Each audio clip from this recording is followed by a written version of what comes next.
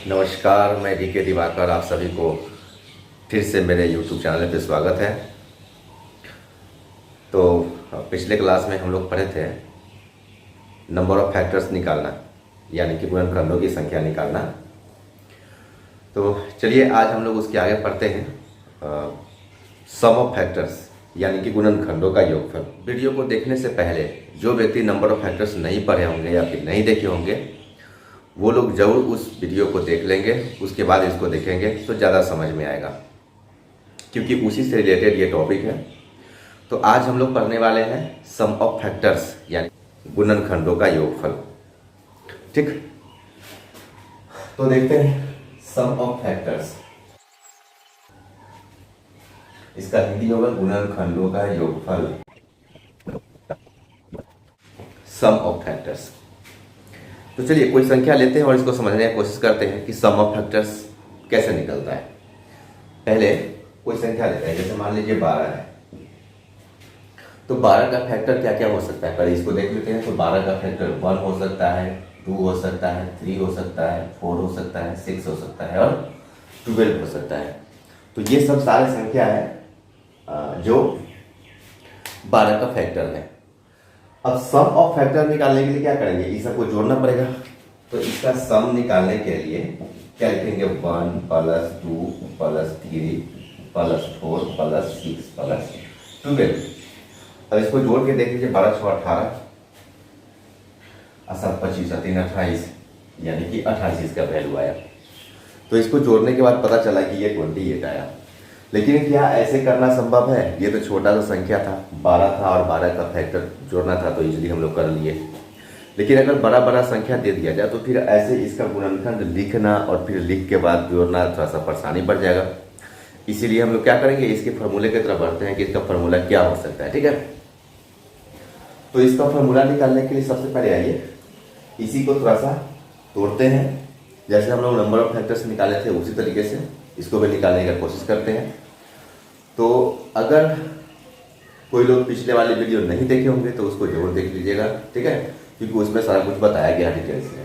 12 को तोड़ेंगे, क्या होगा, 2 का स्क्वायर गुना 3 का पावर 1, यही होगा। ये इसका गुणनखंड हो गया, प्राइम फैक्टर के रूप में तोड़ दिया।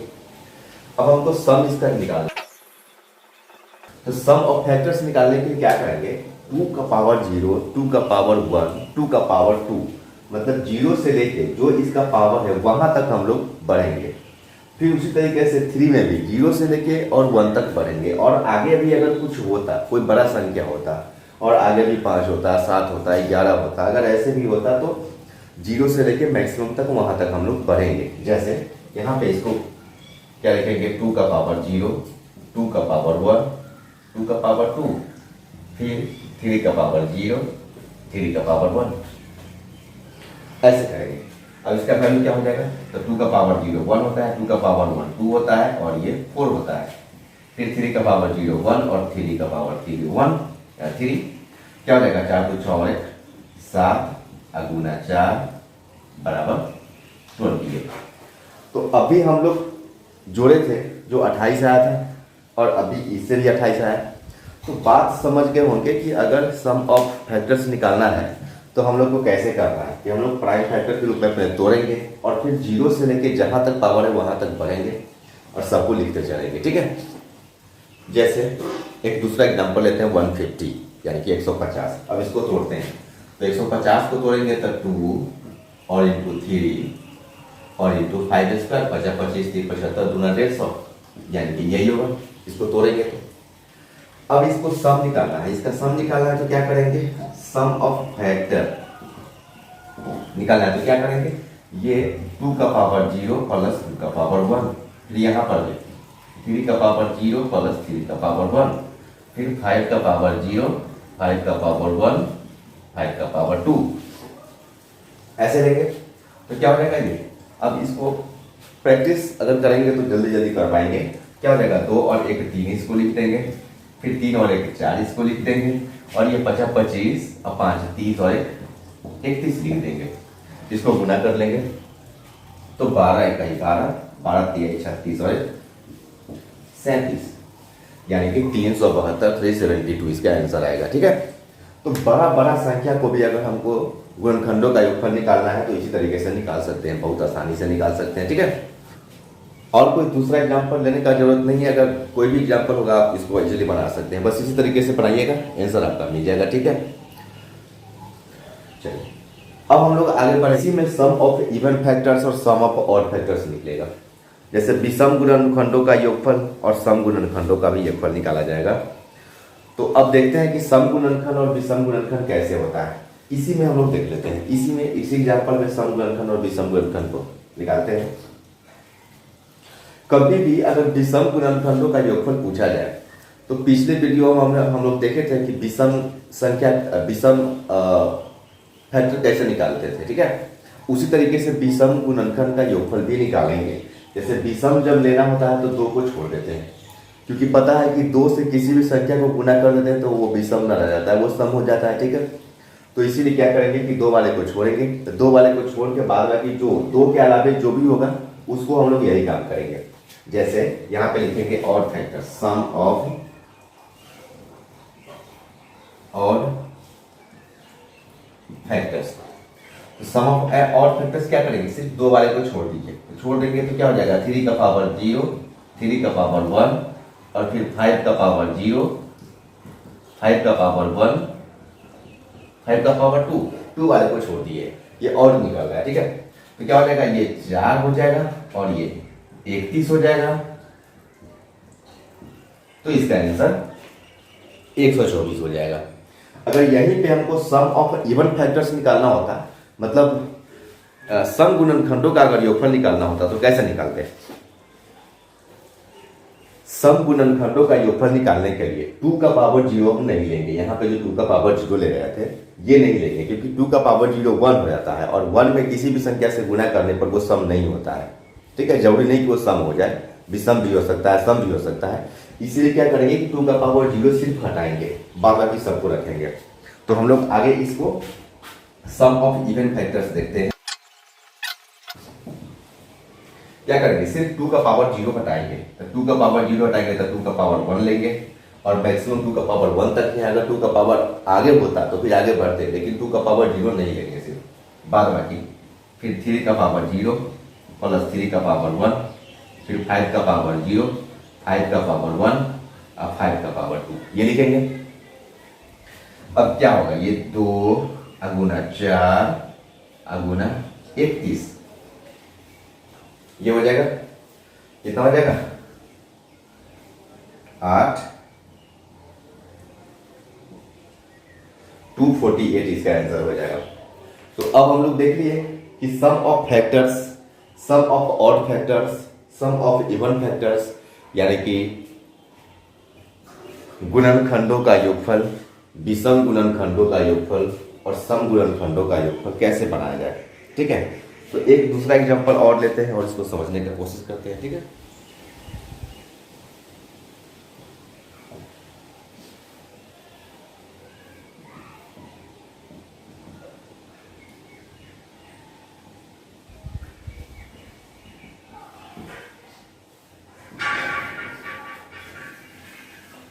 ये कोई संख्या है और इसमें हमको sum of factors, sum of odd factors, sum of even factors यानी कि तीनों निकालना है। तो कैसे निकालेंगे, तो आ जाइए बारी बारी से करते हैं। पहला सम ऑफ फैक्टर्स निकालते हैं। तो सम ऑफ फैक्टर्स के लिए सब को लेंगे, तो 2 का पावर 0 से लेके 2 तक बढ़ेंगे, तो 2 का पावर 0 प्लस 2 का पावर 1 प्लस 2 का पावर 2। 3 में 3 का पावर 0 प्लस 3 का पावर 1, फिर 5 में लेंगे, 5 का पावर 0, 5 का प्लस 1, 5 का पावर 2 और फिर 7 लेंगे, तो 7 का पावर 0 और 7 का पावर 1। ठीक है, अब तोड़ लीजिए इसको, 2 दूना 4 और 2 6 और 1 7, 3 और 1 4, 25 25 और 5 30 और 1 31 और 7 और 1 8। ये हो गया। अब इसको गुणा कर सकते हैं, 6944, ये सम ऑफ फैक्टर्स हो जाएगा। ठीक है, सम ऑफ ऑड फैक्टर्स अगर निकालते हैं, ऑड वाले में सिर्फ 2 को छोड़ देंगे, तो जब 2 को छोड़ेंगे तो क्या हो जाएगा, 3 का पावर 0, 3 का पावर 1, फिर 5 का पावर 0, 5 का पावर 1 और 5 का पावर 2, 7 का पावर 0 और 7 का पावर 2, ये लिखेंगे। अब क्या हो जाएगा, 3 और 1 4 और ये 31 और ये 8। अब इसको गुना कर लेंगे तो वैल्यू हो जाएगा 992, ये इसका आंसर हो जाएगा। ठीक है, तो इस सम ऑफ ऑड फैक्टर्स निकाल लिए। फिर हम लोग सम ऑफ इवन फैक्टर्स भी निकालते हैं। नीचे जगह नहीं है, ऊपर देख लेते हैं। सम ऑफ इवन फैक्टर्स, तो सम ऑफ इवन फैक्टर्स के लिए क्या लेंगे, 2 का पावर 0 सिर्फ नहीं लेंगे, बाकी सब लेंगे। तो 2 का पावर 1 ले लीजिए, 2 का पावर 2 ले लीजिए, फिर 3 का पावर 0, 3 का पावर 1, फिर 5 का पावर 0, 1, 2 और फिर 7 का पावर 0 और प्लस 7 का पावर 1, ये इसका हो जाएगा। अब इसको तोड़ लीजिए, क्या हो जाएगा, 2 दूना 4 और 2 6 और फिर 4, 31 और 8। अब इसका गुना करके क्या होगा, भाई हो जाएगा 5952। इसको गुना कर लेंगे और गुना करके लिख लेंगे, ये 5952 हो जाएगा। ठीक, तो ये हम लोग निकालना, आप देखिए कि किसी भी संख्या हो तो उसका सम ऑफ फैक्टर्स निकाल लेंगे, सम ऑफ ऑड फैक्टर्स निकाल लेंगे, सम ऑफ इवन फैक्टर्स निकाल लेंगे। तो ये सम वाले में यही केस हो सकता है। अब इसके आगे हम लोग आते हैं, इसके आगे हम लोग को पढ़ना है औसत, यानी कि गुणनखंडों का औसत क्या होगा, सम एवरेज ऑफ फैक्टर्स,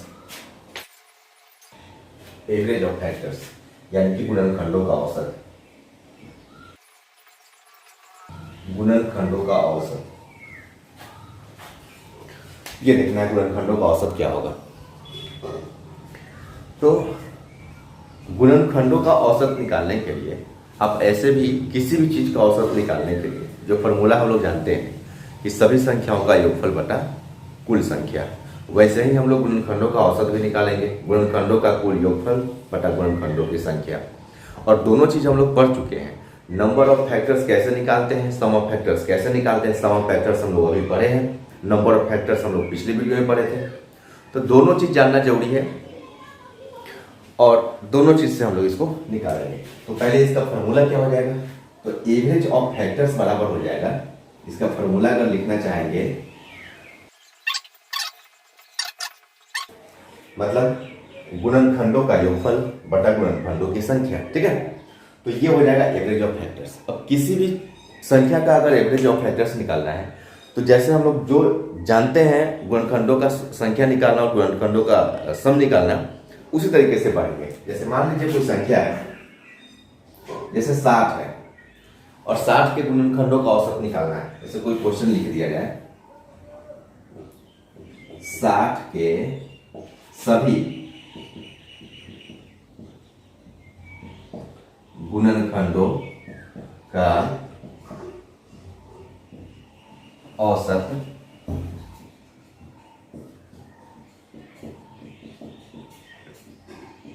क्या होगा, 60 के सभी गुणनखंडों का औसत क्या होगा। तो सबसे पहले हम लोग क्या करेंगे, इसका सम निकालेंगे।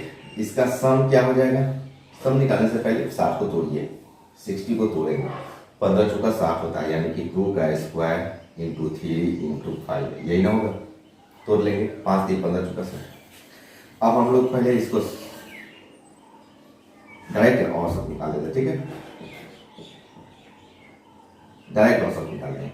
सम ऑफ फैक्टर्स, तो सम कैसे निकालते हैं, अभी हम लोग सीखे निकालना। 2 का पावर 0 प्लस 2 का पावर 1 और प्लस 2 का पावर 2, फिर 3 का पावर 0, 3 का पावर 1, फिर 5 का पावर 0, 5 का पावर 1। नंबर ऑफ फैक्टर्स क्या पढ़ेंगे, नंबर ऑफ फैक्टर्स में जो पावर होता है उसको 1 बढ़ा के गुना करते हैं। जैसे 2 का पावर 2 है तो 2 को 1 बढ़ाएंगे, फिर 3 का पावर 1 है तो 1 को 1 बढ़ाएंगे। उसी तरीके से 5 का पावर 1 है तो 1 को भी 1 बढ़ाएंगे। ये पिछले वीडियो में बताए थे। कि नंबर ऑफ फैक्टर्स कैसे निकाला जाता है। तो इसको तोड़ लीजिए, 2 दूना 4, 2 6 और 1 7 हो जाएगा, और ये 3 और 1 4 हो जाएगा, और ये 5 और 1 6 हो जाएगा। ठीक है, बटा कितना हो जाएगा 3 गुना 2 और गुना 2। अब इसको काटेंगे, 2 दूना 4 हो जाएगा, 3 दूना 6 हो जाएगा, कितना हो जाएगा आंसर मेरा 7 दूना 14 24 14। मतलब कि 60 के सभी गुणनखंडों का अगर औसत निकालना है तो ऐसे हम लोग बढ़ेंगे, उसका सम निकाल लेंगे, उसका संख्या निकाल लेंगे, और दोनों को अलग अलग भी करके हम लोग भाग कर देते तो भी मेरा आंसर यही आता। या फिर एक साथ ही कर दीजिए, कोई दूसरा एक और अंक लेके, संख्या लेके, और नंबर ऑफ फैक्टर्स निकालने का कोशिश करते हैं। ठीक है, 150 के सभी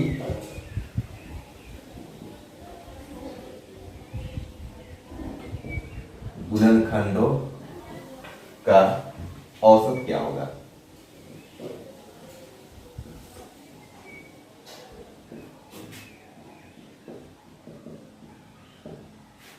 क्या होगा 150 के सभी गुणनखंडों का औसत क्या होगा। तो क्या करेंगे, 150 को पहले तोड़ेंगे। कैसे तोड़ेंगे, तो 2 गुना 3 गुना 50 25 75, ये हो जाएगा। अब डायरेक्ट एवरेज लिखिए, एवरेज। तो सम ऑफ फैक्टर, सम कैसे निकालेंगे, तो 2 का पावर 0, 2 का पावर 1, 3 का पावर 0, 3 का पावर 1, 5 का पावर 0, 1 2 डिवाइडेड बाय 1 और 1 2, 1 और 1 2 और 1 और 2 3। ठीक है, क्या हो जाएगा 2 और 1 3, 2 और 3 1 3 और 1 4, और ये 31 डिवाइडेड बाय 2 इंटू 2 इंटू 3, 3 से 3 कैंसिल, ये इसका औसत निकला। तो किसी भी संख्या का अगर औसत निकालना है, गुणनखंडों का औसत, तो हम लोग इस तरीके से निकाल सकते हैं। ठीक है, चलिए ये तरीका हम लोग पढ़े। अभी तक हम लोग सम ऑफ फैक्टर्स निकालना पढ़ लिए, और sum of odd factors, sum of even factors भी पढ़ लिए, और एवरेज ऑफ फैक्टर्स भी पढ़ लिए। अब हम लोग आगे इसका पढ़ेंगे प्रोडक्ट ऑफ फैक्टर्स, यानी कि गुणनखंडों का गुणनफल। तो इसको देख लेते हैं कैसे गुणनखंडों का गुणनफल निकलेगा। तो क्या पढ़ना है, प्रोडक्ट ऑफ फैक्टर्स यानी कि गुणनखंडों का गुणनफल। तो गुणनखंडों का गुणनफल कैसे निकलेगा, पहले एक एग्जांपल लेते हैं हम लोग, उसके बाद आगे बढ़ेंगे। कोई संख्या लेते हैं, जैसे 12 ले लिए, और इसका जिसका भी जितना भी गुणनफल है उस सबका गुणनफल निकालेंगे। तो इसका गुणनफल कितना है 1 2 3 4 6 12, ये सब इसका गुणनखंड है, फैक्टर्स है। अब इसका गुणनफल अगर निकालना है तो कैसे निकालेंगे, प्रोडक्ट अगर निकालना है कैसे निकालेंगे, सबको गुना करना पड़ेगा। 1 इंटू 2 3 4 6 12। अब गुना करके जो आएगा वैल्यू वो लिखेंगे। ठीक है, कितना हो जाएगा 12 गुना 12 144, 6 गुना 12, यानी कि 12 का कितना हो जाएगा 1728। तो ये प्रोडक्ट ऑफ फैक्टर्स जो निकाले हैं सबको गुना करना, ये थोड़ा सा कठिन है ये ऐसे करना। ठीक है, तो इसके लिए एक फार्मूला हम लोग ड्राइव करेंगे, एक फार्मूला लेंगे और उसी फार्मूला से बनाने का कोशिश करेंगे। बहुत आसान फार्मूला है। फार्मूला क्या है वो देख लीजिए। कोई भी संख्या का अगर प्रोडक्ट ऑफ फैक्टर निकालना है, जैसे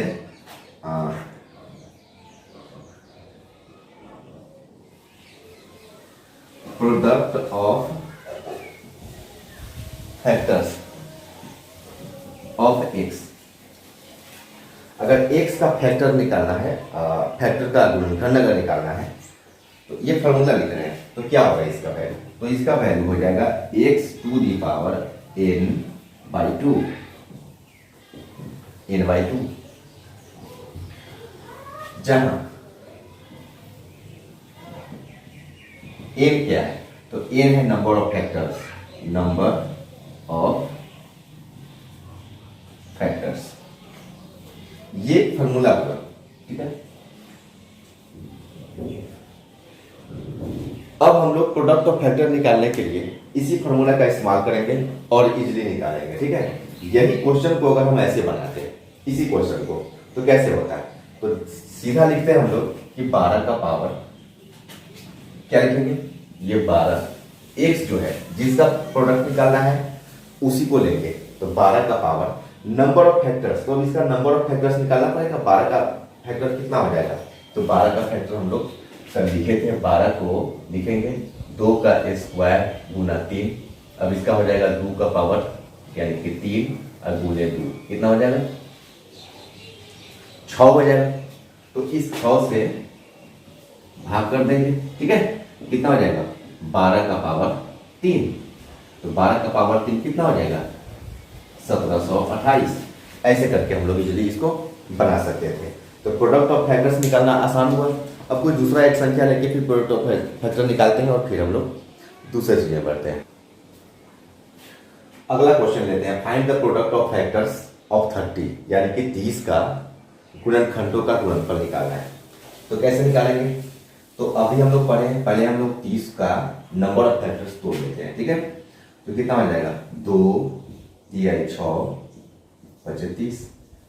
अब नंबर ऑफ फैक्टर्स कितना निकल जाएगा इसका, तो नंबर निकल जाएगा 2 गुना 2 गुना 2 बराबर 8। तो अब प्रोडक्ट ऑफ फैक्टर कितना हो जाएगा,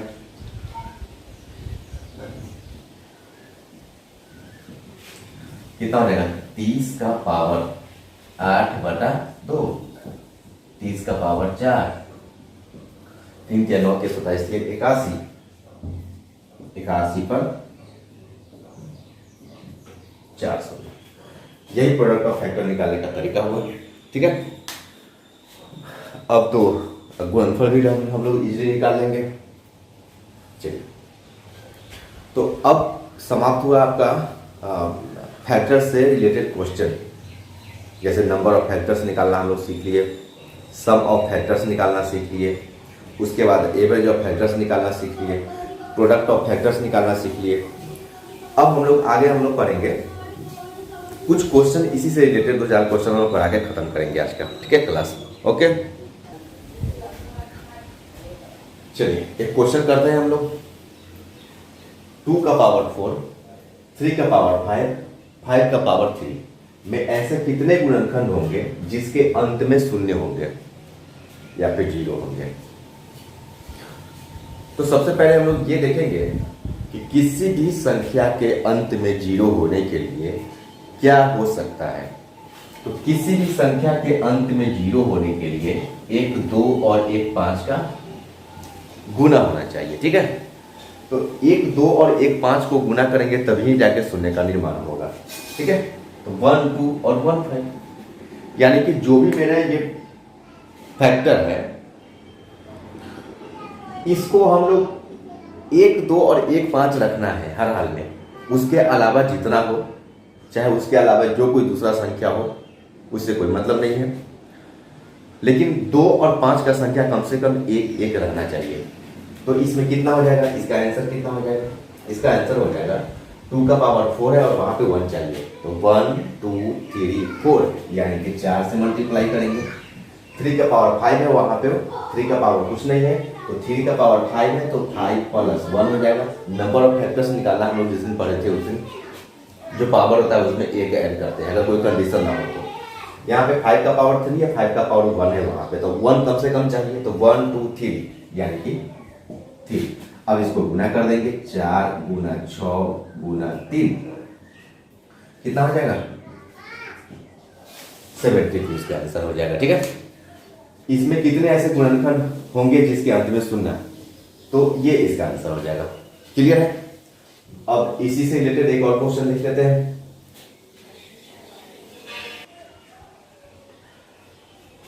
अब ये अगला क्वेश्चन हम लेते हैं, 2 का पावर 4, 3 का पावर 5, 5 का पावर 3, 7 का पावर 2 में 12 से विभाजित होने वाले गुणनखंडों की कुल संख्या कितनी होगी।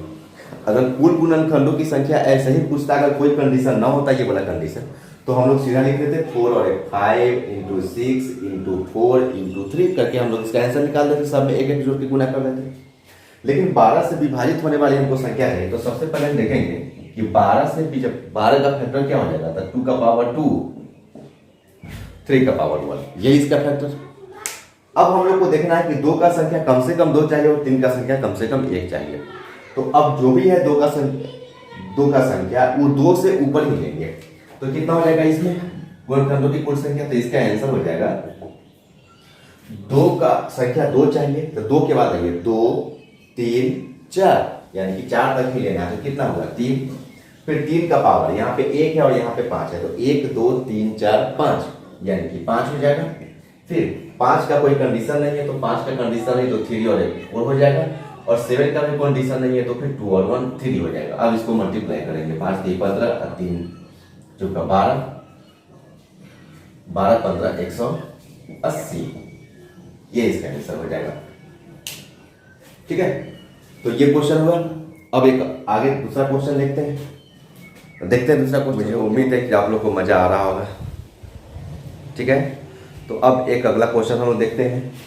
ये है 2 to the power 5, 3 का पावर 4, 5 का पावर 3, 7 का पावर 2 में ऐसे कितने गुणनखंड होंगे जो कि एक पूर्ण वर्ग संख्या होंगे। यानी कोई भी संख्या को वर्ग के रूप में होने के लिए या तो वो 1 होगा, चाहे 2 का स्क्वायर होगा, चाहे 2 का पावर 4 होगा, 1 होगा, या फिर 3 का स्क्वायर होगा, या फिर 3 का पावर 4 होगा। उसी तरीके से 5 का पावर 2, 5 का पावर 4, 7 का पावर 2, 7 का पावर 4, इसी टाइप से हम लोग आगे बढ़ेंगे। तो अब यहाँ पे आगे ये है, तो इसमें क्या क्या हो सकता है, तो 2 का पावर 0 हो सकता है, 2 का पावर 2 हो सकता है, और 2 का पावर 4 हो सकता है। यहीं तक जाएंगे। चलिए फिर आप यहाँ पे आ जाइए, 3 का पावर 0 ले सकते हैं, 3 का पावर 2 ले सकते हैं, 3 का पावर 4 ले सकते हैं। फिर यहाँ पे आ जाइए, 5 का पावर 0 ले सकते हैं, 5 का पावर 2 ले सकते हैं। आगे बढ़ेंगे नहीं क्योंकि 3 तक ही है। फिर 7 में आ जाइए, तो 7 में 7 का पावर 0 ले सकते हैं, 7 का पावर 2 ले सकते हैं। फिर इसमें आगे नहीं बढ़ेंगे। तो क्या हो गया यहाँ पे, इसका 2 का संख्या 3 हो गया, इसमें भी 3 वाला 3 हो गया, इसमें 2 हो गया और इसमें 2 हो गया। इसको गुना कर देंगे तो यही मेरा पूर्ण वर्ग संख्या के रूप में गुणनखंडों की संख्या निकल जाएगा। 3 तिहाई 9 का 36, ये मेरा उत्तर होगा। ठीक है, समझ में आ रहा है कि नहीं आ रहा है। पूर्ण वर्ग के रूप में खोज रहा है, इसीलिए वर्ग हमको बढ़ाने के लिए क्या लेंगे, तो ये वर्ग संख्या है, ये भी वर्ग संख्या, ये वर्ग संख्या, ये सबका सब वर्ग संख्या है। तो जो वर्ग होने वाला हो उसी को हम लोग लिए हैं, दूसरे को नहीं लिए हैं, इसीलिए मेरा आंसर ये आया। ठीक है, अब एक लास्ट क्वेश्चन करते हैं, फिर इसके बाद खत्म करेंगे आज का क्लास। ठीक है, तो आज का लास्ट क्वेश्चन देखिए क्या है। 2 का पावर 4, 3 का पावर 5, 5 का पावर 2, 7 का पावर 4 में पूर्ण घन यानी कि क्यूब के रूप में कितने गुणनखंड होंगे। यानी कि ऐसे कितने गुणनखंड होंगे जो एक पूर्ण घन के रूप में होंगे। तो आप जान रहे होंगे या फिर आपको पता होगा कि घन क्या होता है, या फिर या तो एक घन हो सकता है, या फिर 2 का पावर क्यू हो सकता है, फिर 2 का पावर 6 हो सकता है। उस तरीके से 3 का पावर 0 लेंगे या फिर 3 का पावर 3 लेंगे। तो घन होने के लिए जो कंडीशन है उसी को हम लोग ले सकते हैं। जैसे यहाँ पे देखिए, तो 2 का पावर 0 लेंगे, फिर 2 का पावर 3 लेंगे, फिर आगे बढ़ेंगे नहीं, 5 का पावर 0 लेंगे, 5 का पावर 3 लेंगे, फिर 3 का पावर 0, फिर 3 का पावर 3 लेंगे, फिर यहाँ पे 5 का पावर 0 लेंगे, और 5 का पावर 3 तो लेंगे नहीं क्योंकि यहाँ पे 2 तक ही है, तो यही हो जाएगा। और फिर 7 में आ जाइए, तो 7 का पावर 0, 7 का पावर 3, आगे बढ़ेंगे नहीं। तो कितना हो गया, इसमें 2 हो गया, इसमें भी 2 हो गया, इसमें 1 हो गया और इसमें 2 हो गया। 2 दूना 4 दूना 8, यानी कि पूर्ण घन के रूप में कुल गुणनखंड यहाँ पे 8 आएगा ऐसे क्वेश्चन में। ठीक है, तो ये आपका कंप्लीट नंबर ऑफ फैक्टर्स हुआ। एक बार फिर से बोल देते हैं कि जो लोग पिछला वीडियो नहीं देखे हैं नंबर ऑफ फैक्टर्स जो पार्ट 1 करके हैं, उसको आप लोग एक बार जरूर देख लीजिएगा, और उसके बाद फिर इसको देखेंगे तो खूब समझ में आएगा और बहुत अच्छा भी लगेगा। ठीक है, तो उम्मीद करते हैं कि आप लोग को समझ में आया होगा और इन्जॉय कर रहे होंगे। ठीक है, तो हम लोग अब अगले वीडियो में मिलते हैं और एक नए टॉपिक के साथ। ठीक है, तब तक के लिए मस्त रहिए, व्यस्त रहिए और घर पे पढ़ते रहिए। ठीक है, बाय।